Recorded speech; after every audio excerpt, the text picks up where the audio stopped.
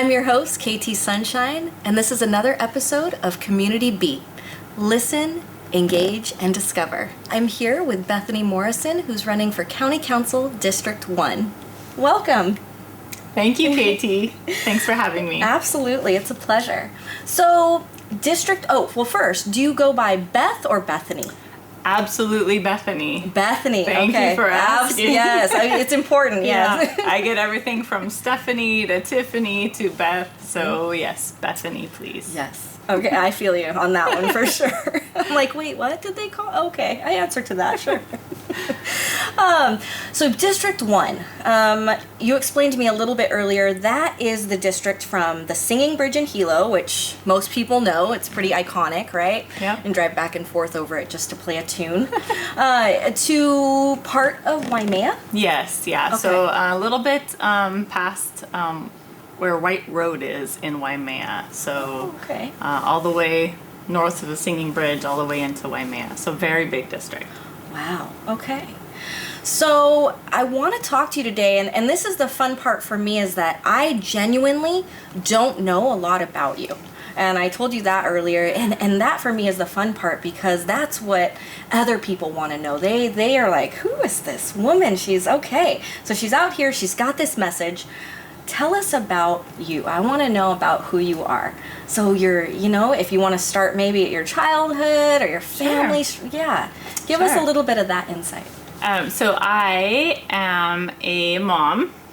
I have two beautiful daughters, and they are 16 and 10. So they consume a lot of my time, but really we have a really unique bond, and they inspire me and motivate me every day. I'm also a wife. My husband and I have been together. We've been almost married for 17 years. Wow. And together for 20. That's amazing. And before that, he was a family friend. So we've known each other for a really long time and have a really good friendship together too, which is really important. And I first moved to Hawaii when I was in the 3rd grade. Okay. And had some amazing experiences. Family moved us back to the mainland, Washington State, for a while, and I kept returning for one reason or another. There was something that kept calling back, and it was always to the Hamakua Coast. Just something special about that place and a connection that we feel. And so when we had our first child, we were living in California and decided that we wanted to move home to the Hamakua Coast. So we did, and we've been there ever since. Very good. Thank you. Yeah. Wow. That's a lot of years of marriage and family. You suddenly, when you start talking about that, you realize how old you're getting. It's like, wait a minute, how long have we been? Definitely half of our lifetime, has been together. So I'm blessed. Very good. Tell us about your schooling and your background. I have always had an interest in legal things and policy, and so all through elementary school, high school, I always told everybody I was going to be a lawyer. And so that was my drive, and I picked out the law school that I wanted to go to. So I attended Gonzaga University to get my bachelor's, and took pre-law classes, political science, and also philosophy. Wow. Just really interested in understanding how society works. Yeah, I was going to say, yeah. And, things happen, and my husband at the time was living in California, and so I decided to transfer to California to be with him and finish my schooling there. So I finished at California State University, Fresno, with my political science degree. And during that time there, I again was still pursuing pre-law classes. I started to look into criminal justice, and when I was pregnant, actually, with my first child, we went on a tour to the county jail as part of that class curriculum, and it really affected me. It really affected me seeing how that part of society is structured and how it's functioning. And it made me actually take a step back from looking into criminal law work because it was just too emotional for me. Yeah. So then I thought, well, I'm going to continue my political science. I'm going to continue looking at policy and legal things, Right. And see where that takes me. Okay. Very good. So what year did you graduate from college then with your degree? I think that was 2000 and, wow, now I'm sounding old again. Here we go. Let's see, 2001? Okay. Yeah. So then, again, just kind of traveling with, what passions take us places. We ended up moving back home from California, right? To Right. raise our child. Okay. And, moving into this area, there's not a lot of jobs for a recent graduate with no work experience, Right. really. I mean, I had worked through college, but nothing in the profession. So I needed to take some time and really kind of focus my energy on what skill sets I wanted to build. During that time, I worked with my mom, who was a planning consultant and a draftsperson. Okay. And so she was helping to draft people's house plans and things like that and go through the permit process. And so I was able to do that with her and learn all about our land use system in Hawaii County by representing those folks and helping with permit process. And then, serendipitously, a job came open in the planning department where I had already been learning and focusing my skill sets. And so I was able to start with the county in the planning department. Very good. So how long did you work there? So I'm still working there. Okay. Yep, Good still to working know. there. Good to know. Yep, I've been there since 2007. Wow. And, it's just been an amazing adventure. It's by far the best place I've ever worked. It's a very rewarding. You feel like you're making a difference, which is really, what makes us tick in the end, right? So I'm able to find that in the planning department and continue to work to improve our county through those opportunities. Well, I'm definitely going to circle back to that because I know a lot of our viewers, that is a focal point for conversations right now, is how the permit process is going and flowing and the planning department. I didn't know we had her in the hot seat today. Hold on. This is going to be good. So tell us about your younger years maybe. What kind of job experience did you have even before then? What made you want to really dig into not only planning department, things like that, your degree or your schooling, but more about, county council? Awesome, thank Why? you. Yeah, why? So again, I tend to be focused on policy. Okay. And so in the planning department, I've focused a lot of my work on policy research and drafting county policy and understanding what other jurisdictions are doing with their policy and their laws. And so I already have that background. But what is really interesting to me is the process in which these things get passed and approved. And as I've been operating in the planning department and working with all of the different council members on different initiatives, I've really learned about that process and I find it fascinating. And I know that I have the experience and the skill set to work within that process and be really effective. So, with Valerie Poindexter, she was term limited out of that position. So it's an open position, which is a great opportunity. You're not trying to challenge an incumbent, which I think is really important, that you have a fresh start and you have an opportunity to make a difference. So tell us what some of your hobbies are. I love to be outside. Okay. I love to be outside, and I love to be outside in our community. My favorite place to go is up to Kalapa, into the forest there. And there are some great trails, and we go on family adventures there on a regular basis.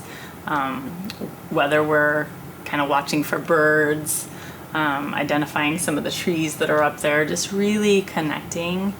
And it's such a quiet place. It's a quiet place, so it's really helpful to connect and be grounded.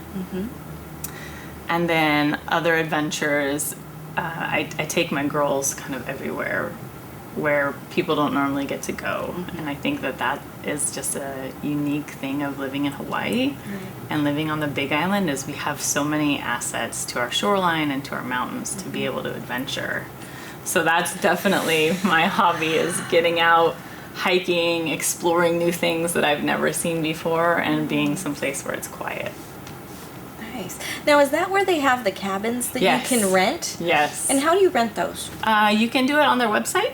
Okay. Is that through state parks? Parks and Rec. State parks. Okay. Yeah, not county. It's state parks. Okay. And you can do the reservations there, and we've done that a few times. We had my oldest daughter's birthday party up there and reserved a cabin and took her friends, and we did a camp out, and it was just a blast up there.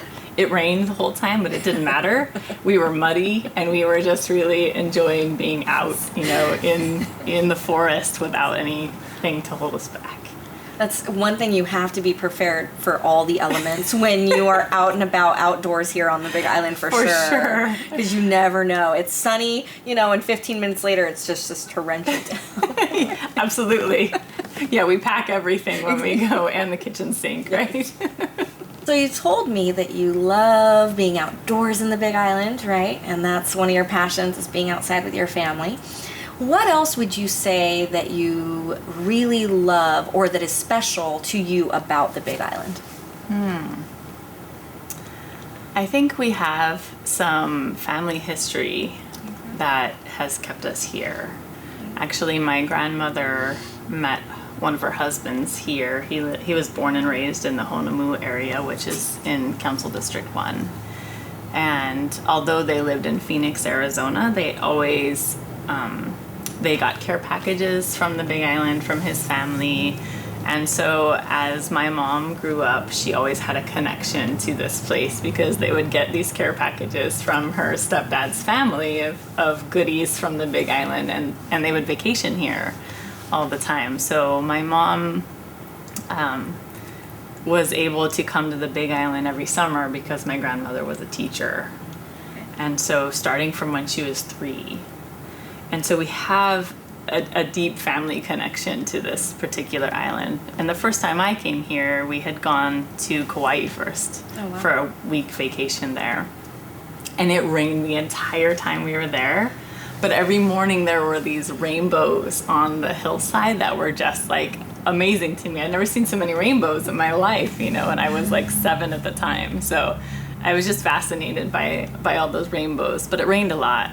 And the surf was really intense at the beaches in Kauai. So that kind of scared me, because I had not been in the ocean that much as a 7-year-old from Washington State, Eastern Washington State too, not on the ocean. So then we came to the Big Island, and we were able to connect with my mom's. Her stepdad had passed away, but she still maintained a connection with his family, because he really raised her as a child, and so connected with his aunties and cousins over here. And then really our vacation on the Big Island was really connecting with family, hanging out in their carports, playing, running through the grass. It wasn't the typical vacation to a tropical island. It wasn't like that. It was really connecting. And so that will always be connected to this island. Exactly. And that's what it's about, right? It's feeling that connection, honoring, respecting that connection, and that's obviously what's kept you here, and you've built this amazing life for years and years and years. Yes, definitely. All right, so I think the big question for today is, why are you running for County Council District 1? Thank you. You're welcome. So I really love my position in the planning department. I'm a long-range planner, and I manage the general plan update, which is a huge project for our island, and it has really important implications to it. And that position has really taught me about all of our challenges and opportunities that we face as a county, whether it's dealing with hazards, dealing with climate change, looking at our infrastructure deficiencies, understanding the needs of our population. We're very rural, but we have a lot of folks that can't put food on the table every day.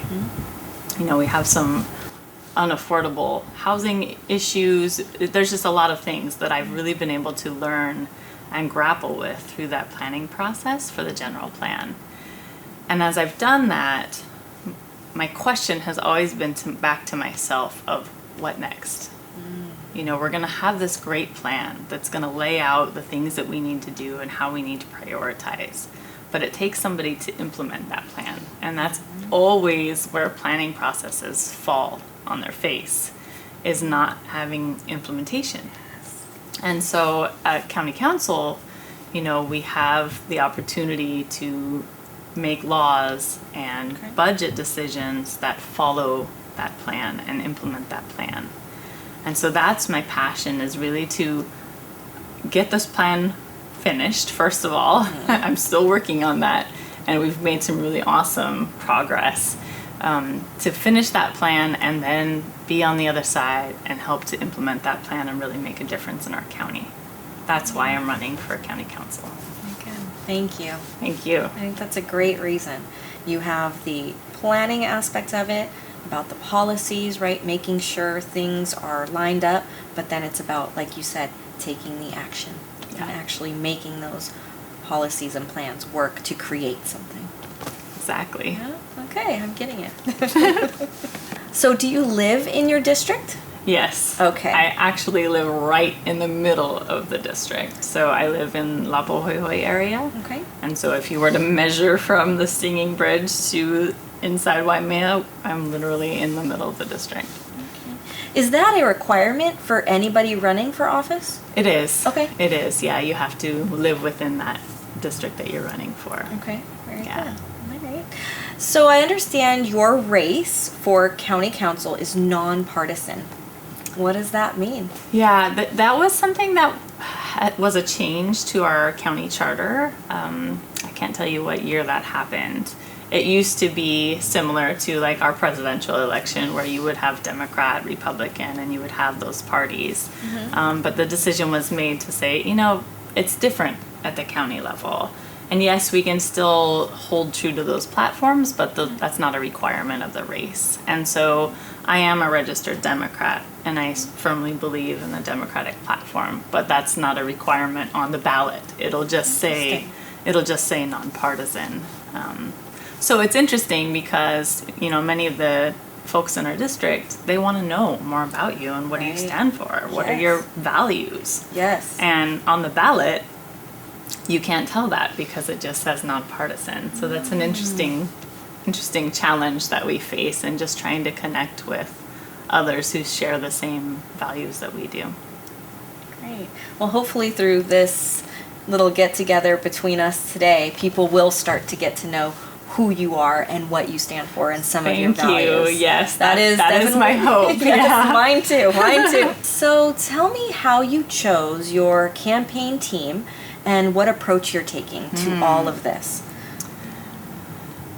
Well, when I first started to think about running, I had to consult with kind of our kupuna in the area. The ones that really understand the place, really understand the challenges that we have faced over time, and making sure that I had their support before I would move anywhere and make any decisions. And so as I was doing that work and connecting with a lot of the people that have mentored me over time, I started to think about who has the skill sets to be able to support me through this journey. And that's a very important part in forming a team, is knowing what skill sets you need. But I also needed to have the right personalities driving. And that's part of the skill sets a little bit, but it's a little bit different and a little nuanced because, you know, you have to make sure that all the bases are covered, and you have to make sure that people share in your value system while you're running. And, you know, the message to my team has always been, how can we make Hamakua a strong place? What does that strength look like? What does it mean? And that's how I've kind of been running on that platform of a strong Hamakua, and when you think through that, then you'll also see what my priorities are for the rest of my campaign and that strategy. But strength, you know, it means resilience. It means not having to worry about your safety and security. It means that our environment is protected and we have clean water and clean air. It just means so many things. And so for me, a strong Hamakua has always resonated with me and my team as we've moved forward with this campaign. What can we do to make it stronger than it is now? So Bethany, if you could, describe your leadership style for me, and what do you feel you bring to the table? Oh, that's great. I love understanding how people work and personalities and that type of thing. And so my leadership style is really about understanding, again, kind of how those people work. So I would say that I lead with a democratic kind of participatory style, which means that I am not the one to just take charge and tell folks how it's going to be.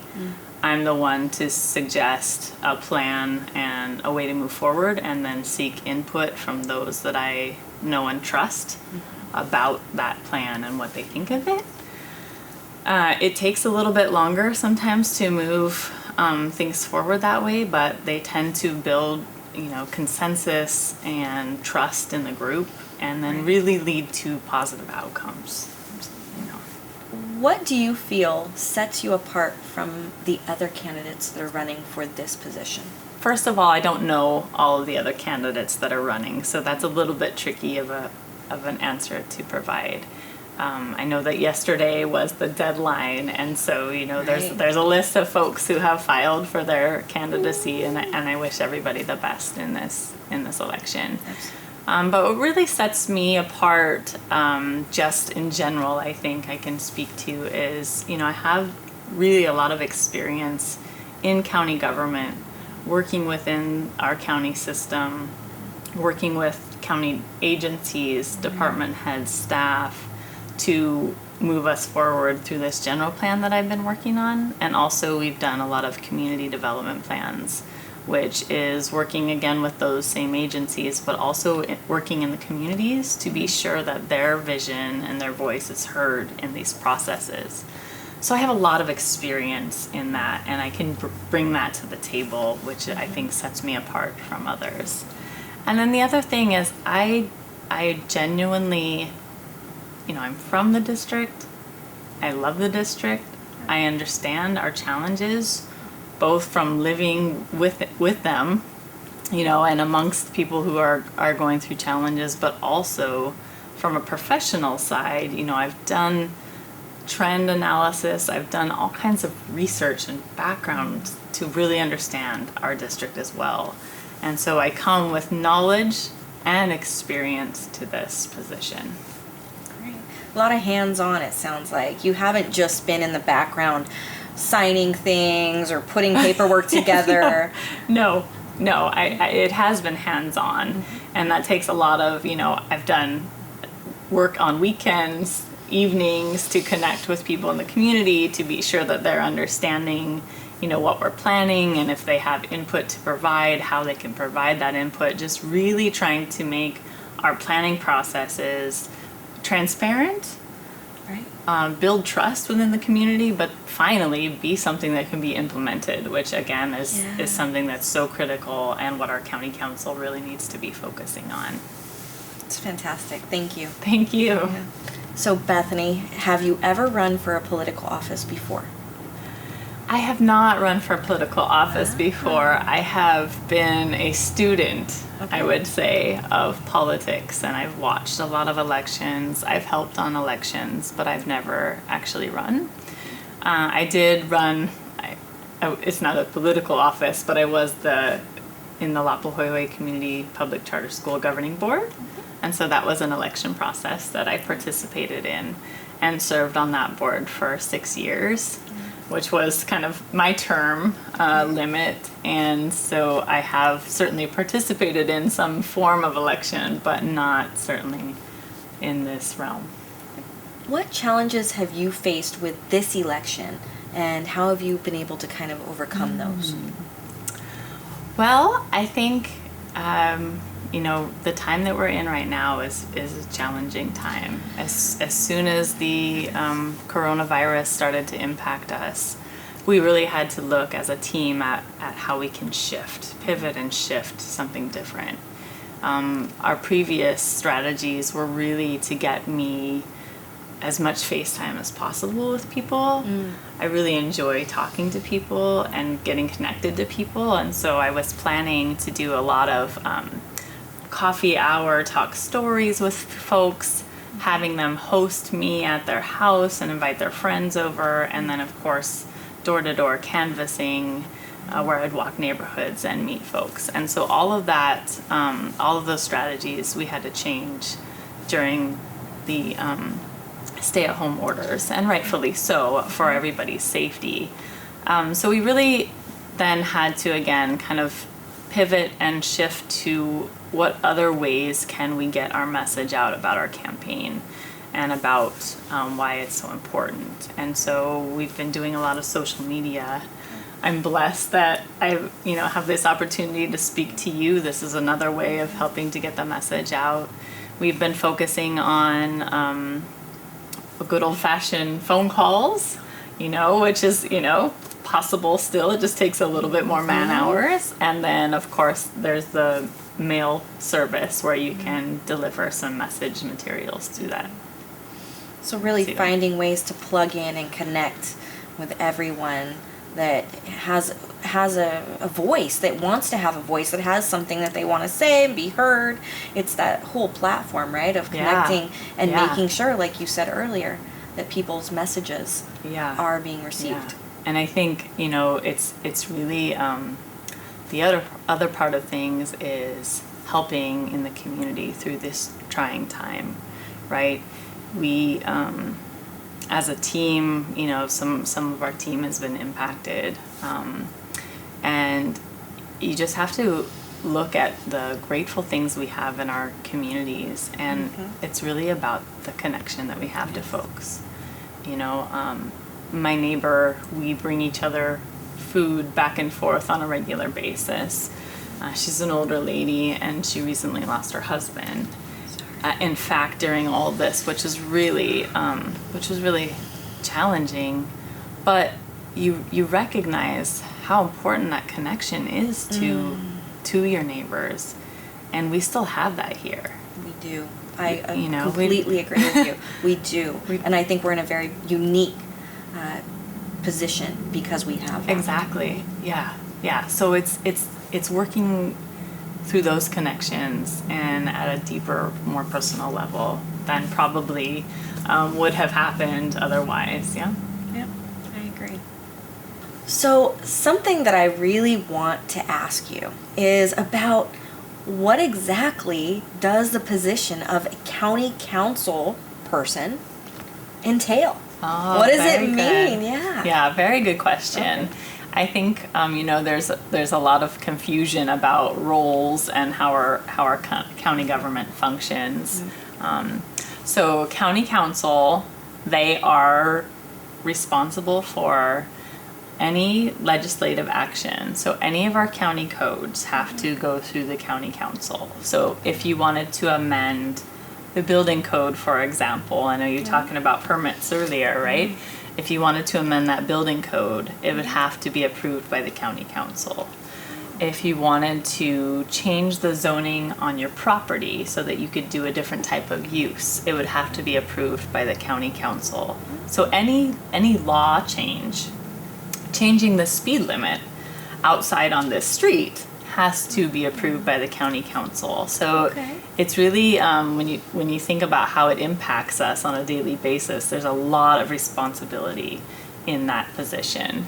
And then finally, the other really important thing is the budget decisions. And so the county council approves the operating budget for the county, which is what provides the funding for our staff salaries and wages, the operation of the gym's facilities and any of the activities that go on there. the maintenance of our roadways, any of the operating things. And then also they also approve the capital budget, which is how we improve our infrastructure. So it is our wastewater improvements, our solid waste, landfill decisions, certainly any roadway improvements that we're going to be making, any new facilities, new police station, new fire station, any of that would have to be in that capital budget that the council would approve. So a lot of responsibility, but a lot of, kuleana to understand what implications some of these decisions make. Right. Right, it's more than just the what's in front. It's all the things behind, and then the final kind of product. Exactly. And I think it's challenging because sometimes, our codes haven't always kept up with changes in our economy and different things. And so you'll have a situation where we had to do some amendments to the zoning code to allow for agricultural tourism. And that was something, that really took a lot of time to get through the county council because you're constantly trying to understand how does this affect that? If I change this, what implications are there for this other thing? And so you really have to take your time and understand what the comprehensiveness is of that bill. Wow. Before you would, move it forward, because otherwise there could be just unintended consequences that nobody could see, and so it's challenging because you can't fix one thing without making sure that it's not going to impact other ways that we function. Wow. Okay, very good. What about the districts? So if I'm looking at this as far as that, you're saying county council. So there's going to be a county council person elected from how many different? There are 9 districts in our council. Yeah. And so mine is, I would say, the biggest here. Okay. But it's about population. Right. And so understanding, Hilo obviously has there's a couple of council districts that cover Hilo because there's a big population here. Oh, okay. Yeah. So there's 9 of us. And again, that's something that the county charter, which is like our constitution, it kind of outlines how our county government should function. And so everything has to be consistent with that charter. So every once in a while they review the charter and make some decisions. And at one point, county council members were elected at large, meaning they didn't necessarily have to live within these different districts. Oh, wow.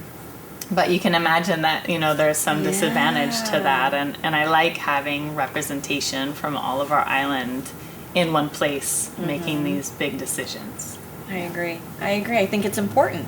You have to know what's happening right underneath you to be able to go out and represent that as a whole and make effective changes, right? Yeah, absolutely. I mean, it wouldn't make sense for somebody from Kona to be... Absolutely. Yeah, and so, and I've seen a lot of really good relationships built amongst our council members in, for example, my district ends in part of Waimea. And so my neighbor council district is Council District 9, which is held by Tim Richards right now.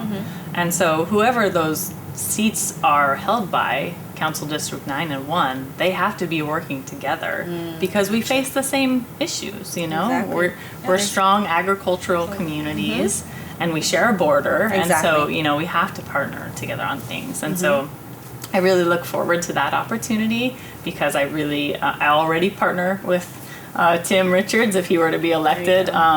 But I partner with people really well because that's just kind of my leadership style is, it's better off to hear a lot from other voices and other experience before making decisions. And so I just look forward to being able to represent my district, but partner with others to deal with some of the bigger issues that we have to face. Right, and I think having that openness, like you say, in listening to everybody is really key to holding this position. Holding any position, really, but this especially, since you have to work so closely with 9 other people.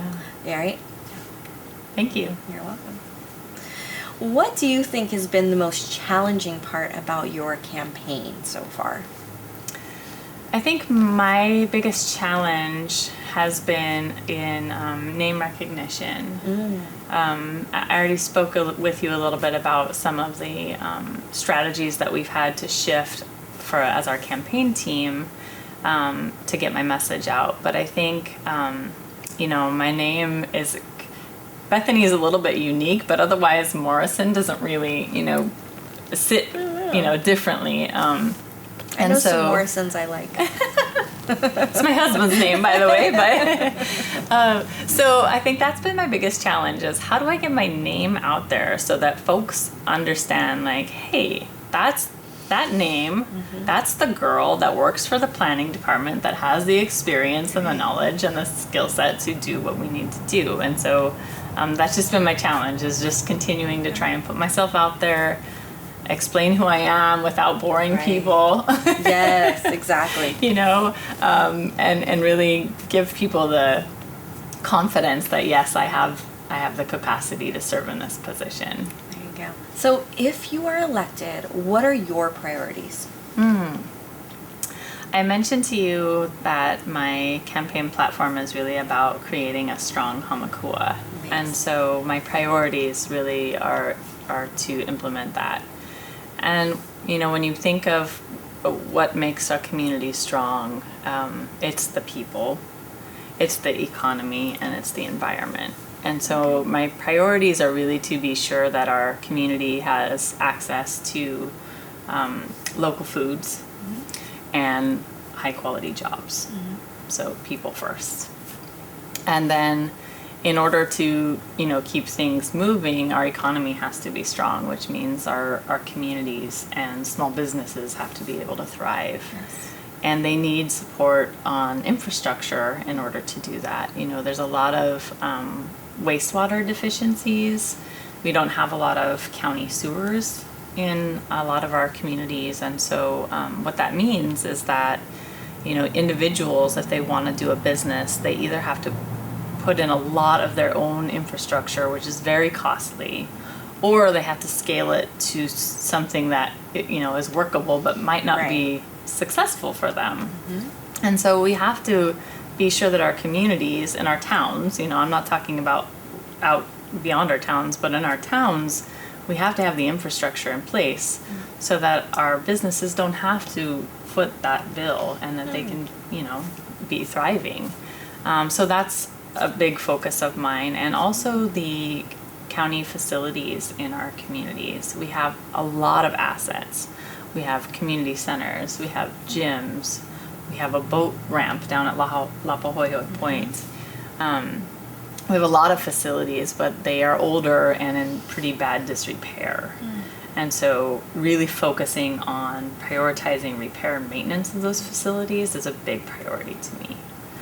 And then finally, but certainly not least, is just maintaining our environment and making sure that it's safe and it's protected and it's kept clean.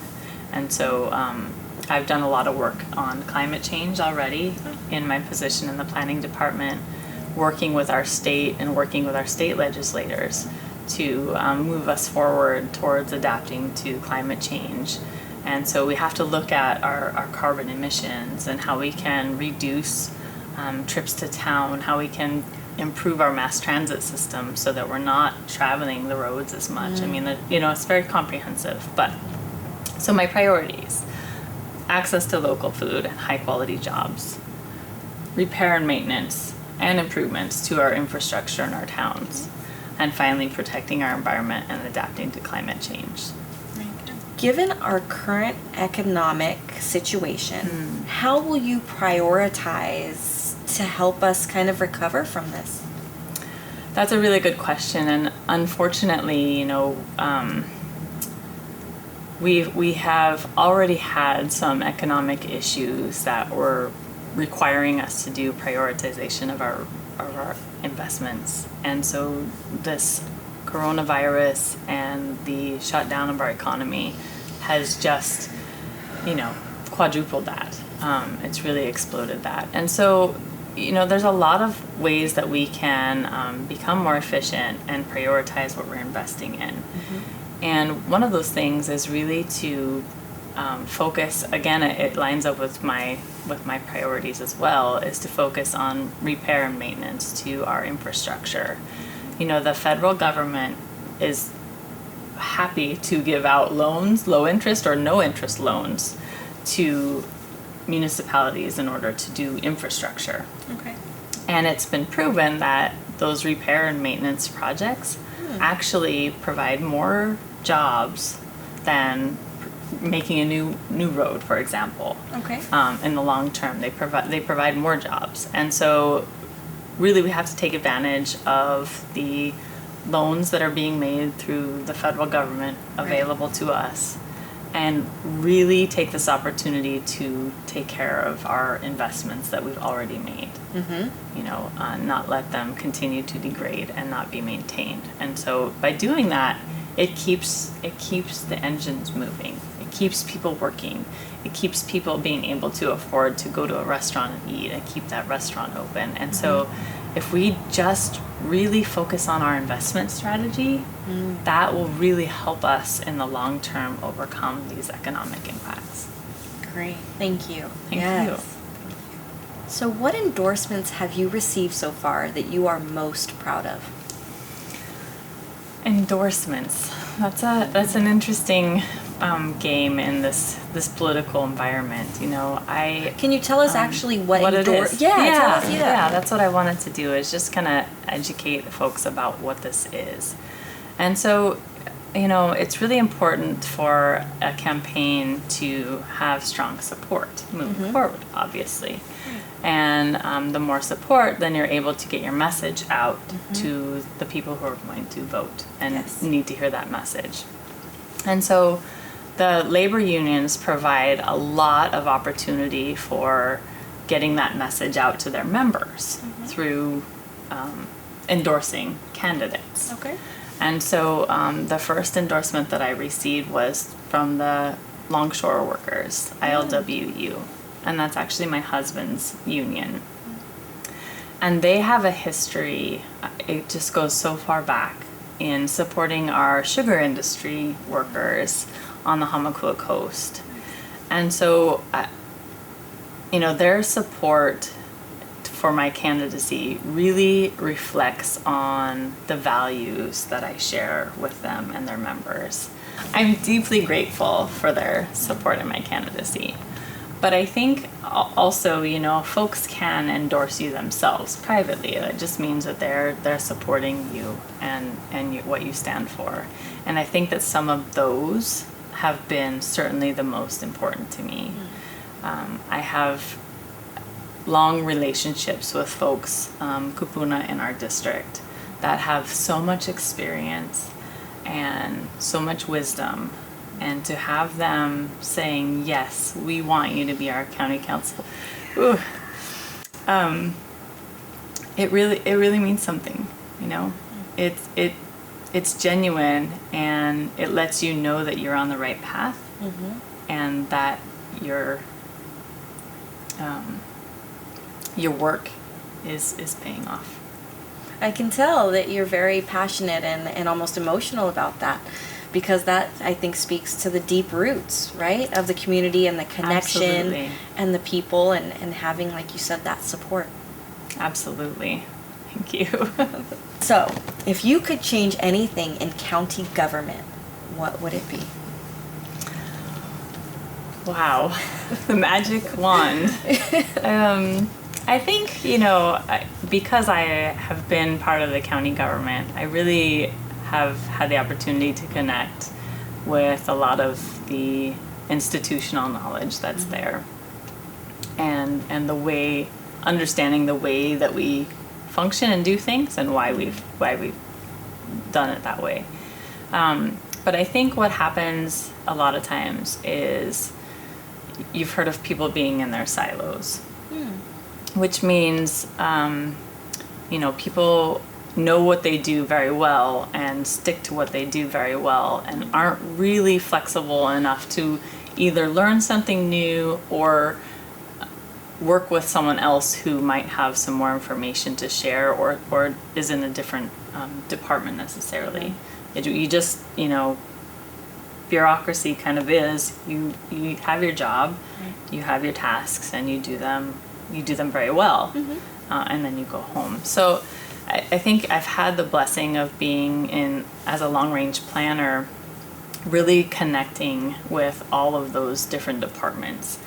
And one of the things that I've learned and I see as our challenge, and therefore I would love to be able to change it, is just making sure that our county structure could be a little bit more flexible. And so something that I can share with you is climate change, for example. Climate change doesn't fall under any department's role or responsibility in the county charter, but it's something that we have to address, right? And so it would be very difficult for any department head to kind of own that, because they already have a full plate of responsibilities and roles that they need to take care of. And so just looking at that structure, rather than create a new department and create more staffing and all that, it's really about being flexible, identifying those places where we need to work across county agencies in order to accomplish some of these things and tackle some of these wicked issues like climate change. So that's what I would change, is the ability for us to be flexible and have departments really work collaboratively towards a particular issue. So, do you have a final thought today, Bethany, that you would like to leave with our viewers? Thank you, Katie. You're very welcome. I just want to express that I am sincere and I am dedicated to this candidacy and this position. And I look forward to working with the partners that I've already created, working within the networks that I've already made to help make Hamakua a strong district. Wonderful. Thank you so much for being here with us today. This is Bethany Morrison, running for County Council of District 1, and this was another episode of Community Beat. Thank you for watching. Thank you for your support. Please like, subscribe, and share, and we'll see you next time.